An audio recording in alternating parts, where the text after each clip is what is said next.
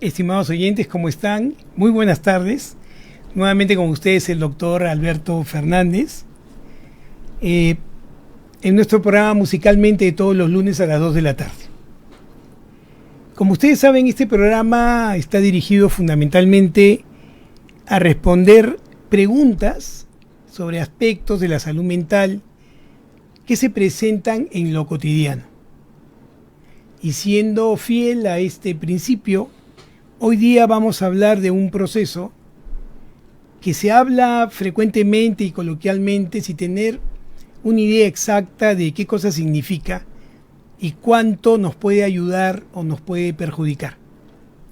El día de hoy vamos a hablar del estrés persistente. ¿Y por qué me provocó hablar del estrés persistente? Porque como ustedes saben, estamos en una situación de incertidumbre casi en todos los aspectos que nos compete como sociedad, que además nos mantiene divididos, sin haber aparentemente una luz que nos indique comunicación, empatía o cambio, y esto está construyendo una incertidumbre casi estructural en el país. Como que aparentemente nos estamos acostumbrando a estar en este desequilibrio, en esta imposibilidad de poder resolver nuestros problemas. Y entonces, esto que inicialmente genera en los seres humanos estrés, es decir, estrés agudo, se está convirtiendo en un estrés persistente. Y como todo en la naturaleza, como todo proceso en la naturaleza del cual se abusa o de alguna u otra forma se malusa, termina generando daño en la salud general con síntomas que muchas veces no asociamos a la situación en que vivimos. ¿Y por qué no lo asociamos? Porque muchas veces pensamos que ante situaciones como la que estamos viviendo, basta con no ver las noticias, no escuchar la radio, no prenderse en la noche para ver la violencia que se ejerce entre peruanos, como si esto fuera una forma justamente de alejar este estímulo estresor. Pero lo que no sabemos es que el estrés, hablando específicamente del estrés psicológico, no tiene que ser consciente. No tiene que ser consciente para que se perenice, para que se cronifique y esto genere alteraciones, no solamente en la salud mental, sino también en la salud general. Ya saben ustedes, estamos en nuestro programa aquí en Filarmonía. Nos pueden llamar para cualquier duda al teléfono 512-6161, que vamos a estar felices de poder resolver sus preguntas. Y entonces, hablando del estrés crónico, deberíamos primero definir estrés, porque las personas usan este término, muchas personas usan este término confundiéndolos con ansiedad, por ejemplo, que son dos procesos diferentes, ¿no? Y hablan del estrés como si el estrés fuera una patología, fuera un trastorno inicialmente, lo cual no es cierto. El estrés es definido como una respuesta automática del organismo a cualquier cambio ambiental, externo, interno, mediante el cual el organismo se prepara para hacer frente. Entonces el estrés es en realidad un mecanismo del organismo en general que inmediatamente es expuesto a una de estas situaciones, comienza a trabajar para evitar que el organismo pierda equilibrio, pierda su homeostasis. Entonces el estrés son todos aquellos procesos que se activan ante un estresor para evitar perder el equilibrio del funcionamiento del organismo. Ese equilibrio del funcionamiento del organismo es lo que se conoce como homeostasis. ¿Estamos de acuerdo? Entonces, si se dan cuenta, el estrés es muy importante porque el estrés primero nos avisa de este estímulo que puede hacernos perder el equilibrio y además inmediatamente implementa mecanismos para que esto no suceda. Es cierto que hay situaciones de estrés que pueden ser muy importantes y que rápidamente el organismo no va a poder resolver a través del sistema del estrés. Y si esto no sucede, entonces el organismo va a comenzar a acumular una deuda, algo que tiene que pagar para nuevamente el organismo recuperar su equilibrio. Esta deuda se conoce como deuda alostásica, que es un cálculo de cuánto voy a tener que invertir desde el punto de vista funcional y energético para lograr en un tiempo mayor recuperar el equilibrio del organismo. ¿Se dan cuenta? Entonces comprenderán que si el estrés es muy intenso o el estrés se alarga en el tiempo, la deuda del organismo para pagar esa alostasis que se está acumulando, la deuda de energía y de funcionamiento que vamos a tener que pagar en relación directa a la intensidad y la duración del estrés, va a ser posteriormente difícil de cancelar. Y entonces el organismo, que a través del estrés se adapta, ya no lo va a poder hacer. Va a perder sus recursos de adaptación. Y entonces va a echar mano de lo que mejor tiene. Va a echar mano de cosas que no deberían intervenir para que el estrés se solucione, sino que ante la emergencia va a tener que reemplazar procedimientos. Y esto va a generar trastornos del área de la salud mental, pero también trastornos del organismo. Y eso tenemos que tomarlo en cuenta. ¿Por qué? Porque si entendemos nuevamente que el estrés es la respuesta automática del organismo ante una situación externa o interna que genera una pérdida del equilibrio, para poder optar nuevamente por recursos para lograr este equilibrio, va a convocar esta situación de estrés no solamente mis funciones cognitivas, no solamente va a convocar todo aquello que he aprendido para resolver un problema, no solamente va a convocar todo mi conocimiento con respecto a cómo afrontar una situación determinada, no solamente me va a permitir planificar cómo resolver el problema, sino que mi organismo va a tener que comenzar a modificarse. Cada órgano va a perder momentáneamente su equilibrio porque se va a convocar al objetivo de resolver una situación que pone en peligro al organismo. Y entonces el aparato cardiovascular aumentará su función, aumentará la frecuencia cardíaca, la frecuencia respiratoria, para que el músculo, que es el que nos va a permitir el movimiento, ¿no es cierto?, tenga mayor cantidad de oxígeno, mayor cantidad de glucosa. La irrigación sanguínea se va a replantear. La sangre se retirará de las mucosas, se retirará de la piel para enviarla al cerebro y al músculo, que son quienes nos van a ayudar a resolver el problema. Se van a retirar del tracto gastrointestinal. Vamos a comenzar a consumir energía para poder resolver el problema. Y una vez que el problema está resuelto, todo este mecanismo, tanto cognitivo como de la economía general del cuerpo humano, pararán este proceso y comenzarán a recuperar su equilibrio.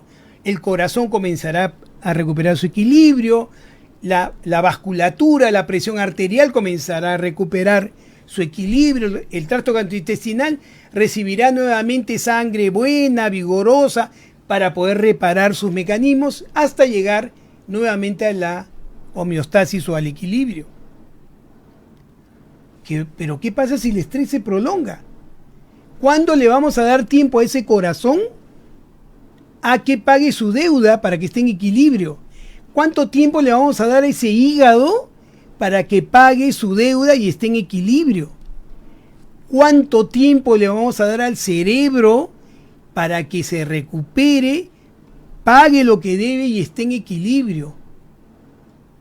¿Cuánto tiempo le vamos a dar al ser humano para que pague su deuda y esté en equilibrio? ¿Cuánto tiempo le vamos a dar a un grupo humano para que se sienta en sociedad y pueda recuperar su equilibrio? Y entonces, si yo me enfrento a una situación de estrés que persiste en el tiempo y que va acentuando la profundidad del estímulo, probablemente en mi organismo, tanto lo que corresponde a mi respuesta cognitiva, a mi conciencia, como a mi cuerpo en general, ¿cierto? ¿Cuánto va a poder resistir a esta persistencia si nunca va a poder llegar al equilibrio? Y entonces, ¿saben lo que está pasando? Y por favor, estoy seguro que muchos de los que me escuchan estarán de acuerdo conmigo. Ahora resulta que la gente se está resfriando, pero no es COVID, ni es influenza. O que las personas están estrenando con cefalea, con dolor de cabeza, y nunca habían sufrido de eso. Gente que está teniendo trastornos gastrointestinales y nunca los había tenido. Niños que están haciendo ansiedad muy intensa. Pacientes que están haciendo nuevamente cuadros depresivos.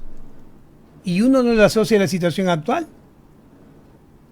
Y no saben cuán poderoso puede ser el estrés crónico para dañar tanto la salud mental como la salud general. ¿Se dan cuenta?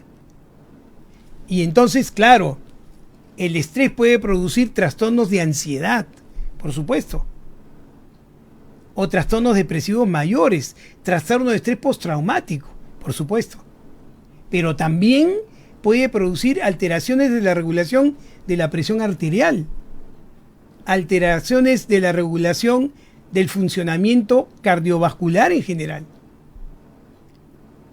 Y entonces, la consecuencia no solamente va a ser el sufrimiento obvio que voy a tener por la situación que estoy viviendo,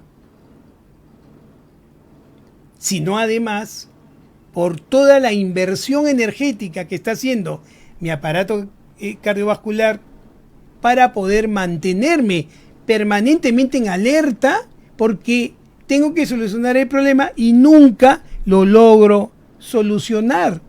¿Por qué? Porque me doy cuenta que hay un factor que es fundamental para yo poder resolver una situación de estrés, que es el dominio de los condicionantes del estímulo estresor. Si las variables que están generándome estrés no las puedo manejar yo, ¿cómo puedo resolver la situación de estrés? ¿Me comprenden? Y entonces, claro, salen los opinólogos, ¿no? Que saben de todo y no saben nada, ¿no? Y dicen, por ejemplo, ¿no? Sí, todos viven en estrés. Tienen que relajarse, ¿sí, no? Vayan a hacer ejercicio. ¿Les provoca? Coman sano. No se preocupen tanto. Denle atención a lo que tienen.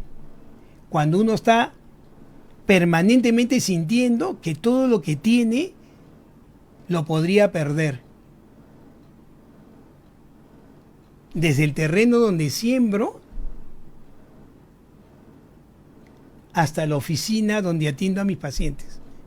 ¿Qué les parece? Muy bien. Y entonces yo puedo entender de qué depende el estímulo estresor y su intensidad. Va a depender primero del entorno donde yo vivo, del entorno donde me movilizo, del entorno donde realizo mis actividades. 1. 2. Va a depender de la percepción que yo tenga de ese entorno. Si mi percepción del entorno es catastrófica, ¿qué puedo esperar? Más aún, si mi pensamiento catastrófico está totalmente justificado por lo que el entorno me presenta. Y el otro factor, ¿saben cuál es? La percepción de mis propios recursos. ¿Cuánto yo puedo hacer por resolver lo que está pasando? ¿Cuánto está en mis manos? Ahora pueden entender por qué los estresores pueden ser muy intensos. Si yo me desarrollo en un entorno negativo y tengo la percepción de que ese entorno es catastrófico y no me siento en posibilidades de poder resolver el problema, ese estresor va a gozar de buena salud porque va a tener mucha intensidad y se va a cronificar. ¿Se dan cuenta? ¿Cuántos de ustedes han dicho, no depende de mí? Esto no depende de mí. Pero les cuento, hay formas de decir no depende de mí, ¿no? Hay formas de decir no depende de mí. Yo puedo decir, no depende de mí arreglar este problema. Pero otra forma de decir no depende de mí, ¿saben cuál es? Depende de él. ¿Ah? ¿Qué les parece? Depende de él. Pero yo no lo manejo a él. Lo que yo piense sobre él y mi percepción de él es absolutamente personal. Y lo que yo estoy haciendo es darle mi responsabilidad de resolver a él, porque me va a salvar. Esa es otra forma de decir, no depende de mí. Y entonces estamos en una vorágine de no depende de mí. Y ese es el factor, como les digo, más importante para poder resolver una situación de estrés, que yo maneje alguna variable, que yo sepa que si me muevo hacia A, B o hago C, lo voy a poder resolver. Pero si no tengo esa posibilidad, si no tengo alternativa, ¿cómo se va a resolver esa situación de estrés? ¿Y cómo voy a quedar después de ese proceso? ¿Se dan cuenta? Entonces no es tan simple, ¿ya? Entonces tenemos que entender que cuando yo estoy en una situación de estrés, se van a convocar varios recursos a nivel de activación fisiológica, del funcionamiento de mis órganos, de una activación cognitiva, me voy a poner en alerta, en vigilancia, pensando cómo debo resolver, pero también de una actividad conductual, porque sea lo que sea que yo decida hacer, me voy a tener que mover. ¿Y cómo me voy a mover si mis músculos voluntarios, los que me permiten el movimiento, no reciben sangre desde mi corazón? Entonces mi corazón va a tenerse que forzar. Y los vasos sanguíneos se van a tener que dilatar.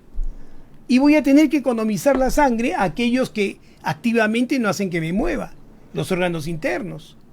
Pero eso, comprenderán ustedes, tiene que ser momentáneo. Yo no puedo forzar el motor indefinidamente, ni pedirle a mis otros órganos vivir sin oxígeno y sin glucosa indefinidamente.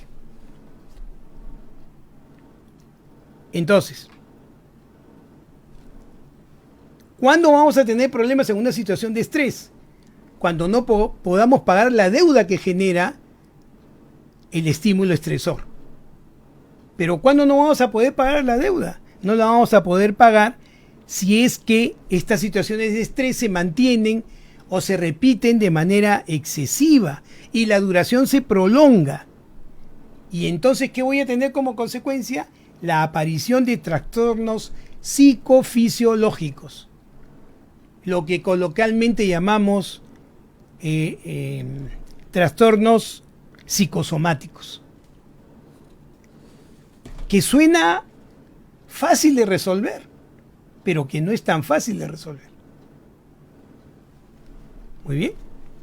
Entonces estamos en ese panorama. Ya sabemos qué cosa es estrés. Tenemos que entender entonces que el estrés per se no es un trastorno. El estrés es un mecanismo del organismo para tomar acción y recuperar rápidamente el equilibrio. Es extraordinario el estrés, porque en esos procesos para poder resolver. ¿Se dan cuenta? Así es como nos va a servir.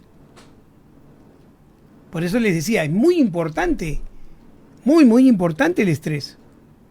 Y las respuestas del estrés agudo, ¿no es cierto? El estrés, el primario, es importantísima. ¿Por qué? Porque todo lo que va a producir el organismo va a ser para que el individuo se prepare para la acción. Para eso es. Para que el individuo pueda resolver. ¿Se dan cuenta? Para que el individuo pueda resolver. Entonces, no hay imagen. Si nosotros entendemos esto, ya vamos a entender que en la medida en que se siga el estrés continuando, ¿no? Vamos a tener la dificultad de tomar esta deuda sin poder al final pagarla, y entonces generaremos enfermedad.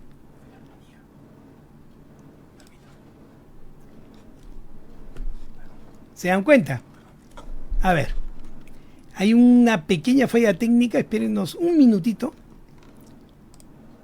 Yo creo que la computadora se niega a llevar mi rostro ante ustedes por temor a que se vayan a asustar y tengan estrés. Yo creo que la computadora se niega a llevar mi rostro ante ustedes por temor a que se vayan a asustar y tengan estrés. Muy bien. Entonces, ya conocemos los beneficios, ¿ya? Y ahora tenemos que saber cuáles son las fases del estrés que son importantes conocer para saber cómo el organismo se va comprometiendo en la solución de problemas. Miren ustedes, estoy frente a una situación de estrés. Lo primero que sucede es que se activan una serie de glándulas, especialmente en el centro del cerebro, en el hipotálamo, en la hipófisis, que van a generar la producción de hormonas de emergencia, importantísimo, para poder entrar en acción.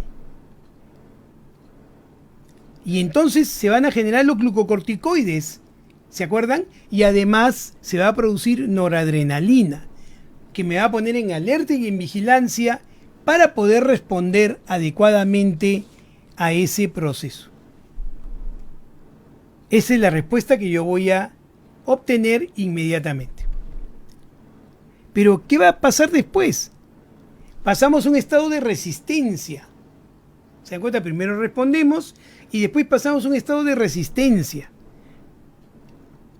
Cuando el estrés se comienza a prolongar. Porque tengo que seguirme adaptando. Entonces, tengo que seguir invirtiendo energía. Me voy dando cuenta que en la medida que el estrés siga, voy a ir perdiendo energía, voy a ir perdiendo capacidad. Y entonces, acá es cuando efectivamente mi deuda comienza a ser mayor. Porque me estoy resistiendo a que esta situación de estrés me desequilibre más. Pero si continúa, estaré en una fase de agotamiento. Y entonces, en esa fase, miren ustedes bien, ¿qué va a pasar? Mi capacidad de respuesta va a comenzar a ser menor. Y entonces, ¿saben qué hace el organismo? Comienza a prever. Dice, esto es demasiado. Hay que ser muy económico con la energía. Y entonces comienza a haber un deterioro de la alerta, un deterioro de la vigilancia. La persona quiere estar más tiempo dormida, quiere estar más tiempo descansando, ya no quiere salir a la calle, no quiere encontrarse con nadie, no quiere encontrarse con los amigos, comienza a tener dolores osteomusculares, porque el músculo está en tensión permanentemente, y entonces al final la interrelación con el medio se altera más aún y uno termina rindiéndose por agotamiento, con todos los procesos previos que les acabo de señalar. ¿Qué les parece? Entonces les pregunto, ¿cuántos de nosotros en este momento estamos pasando por esa situación? ¿Cuántos de nosotros no nos estamos dando cuenta que esto, que a pesar de que tratemos de darle la espalda, resulta siendo un estresor permanente, consistente y de largo plazo, está generando estas molestias que yo no estoy asociando a la situación que estamos viviendo? Como les digo, menos alerta, problemas de concentración, problemas de memoria de corto plazo, fatiga, cansancio, sueño. Como les digo, no querer vincularse con otros, quedarse en la casa. ¿Cuánto de esto puede ser más bien una respuesta al agotamiento de estar expuestos a un estrés persistente? ¿Se dan cuenta? Y ahí es que nos preguntamos, ¿no? ¿Qué cosa es lo que me está pasando? Yo no era así. Yo veía las cosas con más optimismo. Yo pensaba que las cosas podían arreglarse, ¿no? Yo pensaba que con el diálogo íbamos a llegar a un buen puerto, pero no está pasando. Y entonces comienzo a tener una desesperanza prendida. Esto no se va a solucionar. No hay diálogo. No hay forma que esto dé vuelta atrás. ¿Qué nos depara el futuro? Y entonces estos pensamientos, que son producto del proceso de agotamiento, del estrés persistente, nos puede generar pues depresión, por supuesto, tristeza, melancolía, impotencia, mucha angustia, pensamiento reverberante, ¿qué cosa va a pasar? No puede dejar de pensar en las dificultades. Problemas gastrointestinales, lógico, porque si mi organismo está priorizando el funcionamiento de mi aparato cardiovascular, va a tener, como les digo, que sacar la sangre de otro lugar, y el tracto gastrointestinal es el perjudicado, y entonces va a comenzar a funcionar mal. Las mucosas del tracto gastrointestinal se van a secar, y entonces comenzaré a tener gastritis, diarrea o estreñimiento, problemas digestivos y situaciones que yo no presentaba, o por lo menos hacía mucho tiempo que no presentaba. Voy a comenzar a sentir salpullidos. Y ustedes me dirán, ¿por qué salpullidos? Porque la sangre también se retira de la periferia, se retira la sangre de la piel, y entonces todas aquellas sustancias que protegen a la piel se van a dejar de producir o se van a producir menos. Y entonces vamos a comenzar a tener lesiones dérmicas. Por supuesto que disfunción sexual. ¿No es cierto? Dolores osteomusculares, taquicardia, sensación de opresión en el pecho, esta fatiga, como si estuviéramos trabajando mucho más que antes, ¿no? Y todo esto sumado ya al estrés que estoy viviendo, imagínense, ¿no? Estoy viviendo en una situación de incertidumbre y encima tengo problemas de salud que no sé de dónde vienen. Y que voy al médico y me dice, señora, usted no tiene nada, señor. Usted no tiene nada, pero ¿por qué me siento así? ¿Por qué no me provoca estar con mis hijos? ¿Por qué quiero estar en mi cuarto encerrado? ¿Por qué? ¿Por qué no quiero ver a mis amigos si yo siempre los veía? ¿Por qué ya no quiero escuchar a nadie ni nada? Y eso, escúchenme bien, les había dicho, el estrés tiene la función de permitirnos aprender la resolución de los problemas. para que la siguiente vez ese estímulo no sea un estímulo estresor. Pero el cerebro aprende lo bueno y también aprende lo malo. ¿Se imaginan un estrés crónico? Quedar imperecedero en nuestra mente, una desesperanza prendida, que nada va a salir bien, que nada vale la pena. Entonces, esto que nos sucede ahora no solamente va a tener impacto en vidas directas de personas que pierden la vida, ni daño económico al país, también daño a la sociedad, pero daño a la sociedad no solamente porque no se construye adecuadamente, sino porque cada individuo está gestando una imposibilidad de creer. Cada individuo está gestando una imposibilidad de tener esperanza. Cada individuo está generando una imposibilidad de colaborar para resolver. Y entonces, no debemos aprender eso. Pero si todos los días tenemos que meter la cabeza en un pozo y tenemos dificultades para respirar, el organismo decidirá que respiremos menos. Porque la vida está sobre todo. ¿Se dan cuenta? Y esas son adaptaciones patológicas. Y entonces, con todo esto que les acabo de decir, es difícil, ¿no es cierto?, no entender lo que les estoy participando.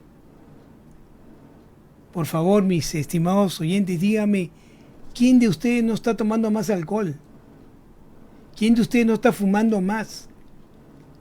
¿Quién de ustedes no está cuidando su salud general? ¿Ha dejado de hacer ejercicio? ¿Ha dejado de comer saludablemente? ¿Cuántos de ustedes tratan de trabajar lo menos posible? ¿Cuántos de ustedes están más irritables, más intolerantes y no saben por qué? Es muy probable que sea, como les decía, un equilibrio patológico de una situación de estrés. Yo les había comentado en otros programas, y se los reitero ahora, habíamos dicho, el momento más importante del ser humano, ¿no?, es el proceso de su vida intrauterina y los primeros 3 a 7 años de vida. Y les había comentado, ese es el momento en el cual deberíamos evitarle al niño situaciones de estrés patológica, profundas, de largo plazo, ¿se acuerdan? Y yo les había dicho, ¿por qué? Porque eso se aprende en el cerebro del niño y después es difícil disiparlo en el adulto. Pero esa situación se puede presentar en el adulto, por supuesto, y lo están viendo ustedes, cuando el estrés es persistente, cuando el estrés es profundo y no tiene cuándo acabar. Muy bien, por eso es importante tener esto en cuenta. ¿Qué hacemos entonces? Ustedes me dirán, ahora el doctor nos va a decir lo que nos dijo que no servía al principio. ¿Qué hacemos entonces ante esta situación?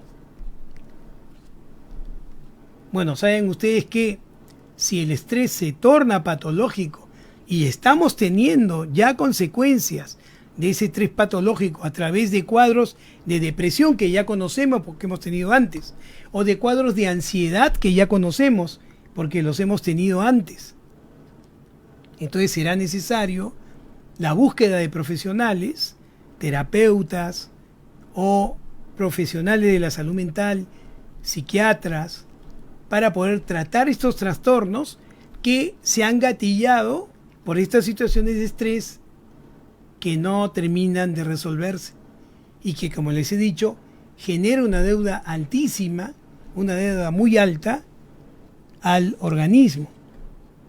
No, pero hay que trabajar para evitar llegar a estas condiciones. Y les voy a decir algo que les dije al principio. En realidad, probablemente lo primero que tenemos que entender es que no deberíamos preocuparnos por aquellas cosas que están fuera de nuestro control. Las cosas que están fuera de nuestro control no deben ser nuestra preocupación. ¿Por qué? Porque entretiene mis esfuerzos para resolver lo que sí está dentro de mi control. Y hay cosas que están dentro de mi control. ¿No es cierto? Mi trabajo, mi vínculo con el otro, mi observación, la empatía, el entender, el comunicar. Eso sí está en mi cancha. Entonces, no me voy a ocupar de lo que no pueda resolver. No puedo hacer eso. No gasten sus esfuerzos en eso, sino más bien redirecciónenlos a aquello que es de ustedes y que ustedes pueden trabajar.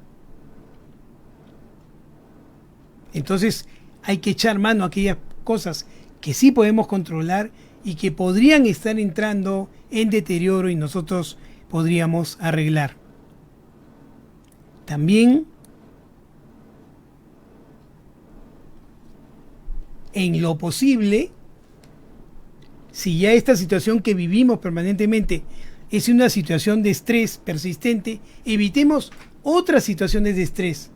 No busquemos conductas de riesgo en este momento, porque el estrés se va a sumar a lo que estamos viviendo. Espérense, no tomen decisiones precipitadas. Espérense. Las situaciones de estrés no pueden ser eternas. Y va a haber oportunidad en que ustedes tomen decisiones de manera más pensada, no en crisis, cuando tienen la posibilidad de poder esperar. Esfuércese en poder resolver el conflicto con quien están alrededor suyo, con su familia, con sus hijos, con sus vecinos. Traten de encontrar un común denominador. Traten de hacer que en ese proceso que ustedes pueden considerar pequeño, generar una conducta de diálogo, generar una conducta de puesta de acuerdo, de buscar objetivos comunes. Eso podemos hacer. No debe parecernos pequeño hacer ese esfuerzo, de ninguna manera. Pidan ayuda a sus familiares, pidan ayuda a sus amistades, si es que no se sienten del todo bien. No es de cobardes pedir ayuda, no. Nadie queda mal por pedir ayuda. Busquen ayuda. Probablemente se van a sorprender cuando sus amigos o sus familiares le digan: mira, yo me siento como tú. Sentémonos a conversar. Tratemos de solucionar lo que nos corresponde solucionar. Y está demostrado, señores. Yo sé que es complicado en esta situación, pero traten de hacer ejercicio. Así no les provoque. Y les digo por qué.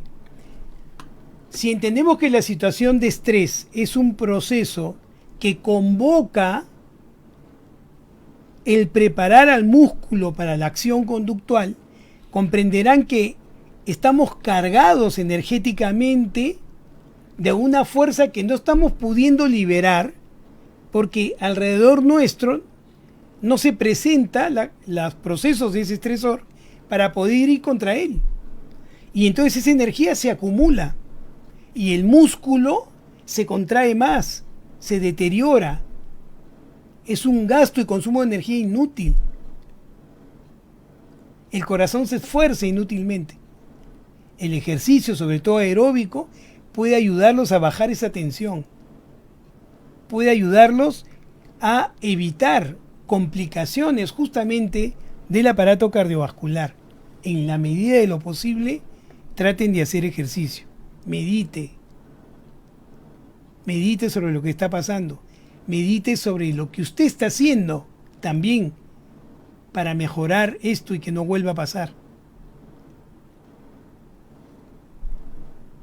Por lo tanto, en realidad lo que usted tiene que hacer y lo que todos tenemos que hacer es intentar encontrar un cambio que genere un desafío, pero que ese desafío sea positivo, no con amenazas, no con imposiciones, con la razón. Con la razón. Hay que buscarnos en la razón, no buscarnos en la violencia. Nadie puede hablar en violencia. ¿Alguna vez no ha llegado su hijo de 25 años en estado etílico a la casa y usted ha tratado de conversar con él? ¿Ha podido conversar? No. Porque en ese estado no hay forma que su hijo entienda. Lo mismo pasa con las sociedades. La violencia solo genera violencia. La violencia genera división. La violencia hace que lo que yo creo se vuelva en un dogma y que quien no crea en lo que yo es porque está equivocado, porque es malo o porque me quiere hacer daño. No debemos llegar a ese nivel de comunicación, porque entonces seremos nosotros contra nosotros y eso no va a solucionar absolutamente nada. Entonces, resumiendo, el estrés es una función de adaptación del organismo ante estímulos llamados estímulos estresores que hacen perder el equilibrio del organismo. El estrés ubica el estresor, el estrés programa lo que hay que hacer para regresar al equilibrio. Es bueno el estrés, no solamente porque me permite resolver y adaptarme, sino que también me permite aprender todos los procesos que me han permitido adaptarme de tal forma que la siguiente vez ese estímulo no sea un estresor. ¿Estamos de acuerdo? Si el estresor es muy intenso o es un poco más largo, yo voy a adquirir una deuda. Se llama deuda alostásica. Es decir, que mi recuperación para el equilibrio va a demorar más. Van a haber situaciones de estrés en las que va a costar un poco más entrar en equilibrio. Pero cuando el estrés es profundo, es crónico y no muestra ningún viso de solución, se vuelve un estrés patológico. ¿Y por qué se vuelve patológico? Porque lo que intenta hacer para mantenernos vivos nos va a dañar, nos va a enfermar. Y ya en ese equilibrio patológico va a ser muy complicado que nuevamente regresemos a un equilibrio sano, tanto desde el punto de vista de la salud mental como de la salud general.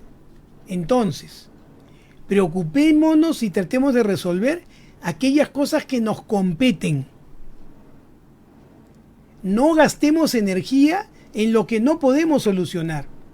Y dense cuenta, las personas que nos rodean no solamente son las que vemos en televisión o las que escuchamos por la radio. Las personas que nos rodean están con nosotros en nuestra casa, sentados. Nuestros padres, nuestros hijos, nuestros abuelos, nuestros amigos.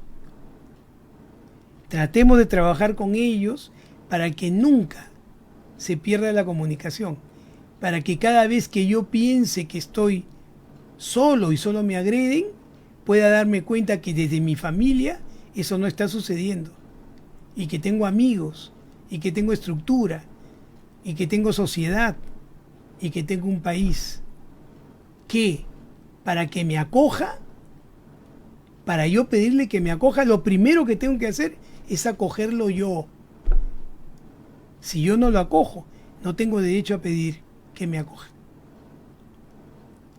Les mando un cariñoso saludo con la esperanza de que todo esto se solucione. Siga mi consejo, el estrés es bueno siempre que no sea crónico y profundo, y traten de aprovechar sus virtudes y sus cualidades para colaborar a resolver esto dentro de los que les compete. No renuncien porque hay cosas que no pueden resolver. Hay otras que les compete que deben asumir como su responsabilidad. Muchísimas gracias.